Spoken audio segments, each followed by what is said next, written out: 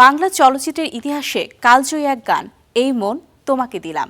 ৮০-র দশকে মানুষের সিনেমায় গানটিকে দর্শক হৃদয়ে জায়গা করে নিয়েছিলেন কিংবদন্তি শিল্পী সাবিনা ইয়াসমিন।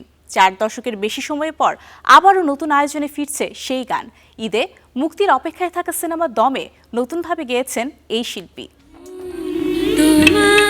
বাংলা চলচ্চিত্রের অন্যতম জনপ্রিয় গান এই মন তোমাকে দিলাম। সময় পেরিয়ে গেলেও কমেনি এর আবেদন।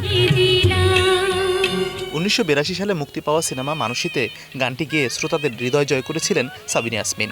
দীর্ঘ ৪৪ বছর পর আবারও সিনেমার জন্য গানটি গাইলেন এই কিংবদন্তি শিল্পী। নতুন সঙ্গীত আয়োজনে গানটি শোনা যাবে সিনেমা দমে।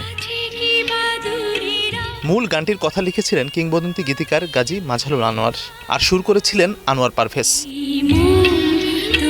নতুন সংস্করণে যুক্ত হয়েছে কিছু নতুন কথা। গানটির সঙ্গীত পরিচালনা করেছেন আরাফাত মহসিন নিধি। রাজধানীর একটি স্টুডিওতে ১১ মার্চ রেকর্ড করা হয় গানটি। এই সংস্করণে সাবিনা ইয়াসমিনের সঙ্গে কণ্ঠ দিয়েছেন তরুণ শিল্পী মমিন বিশ্বাস। সুন্দর একটা গান, এত কালজয়ী একটা গান, গাজী ভাইয়ের লেখা, আনোয়ার পারভেজ ভাইয়ের সুরে।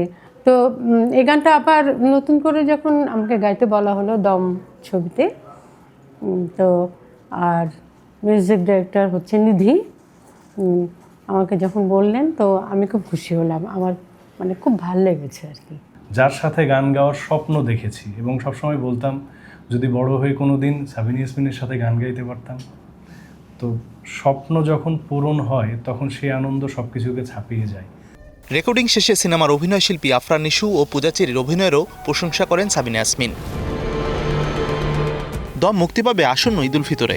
কালজয়ী সেই গানের নতুন রূপে দর্শকের মনে কতটা জায়গা করে নেয় তা জানা যাবে দম মুক্তির পর।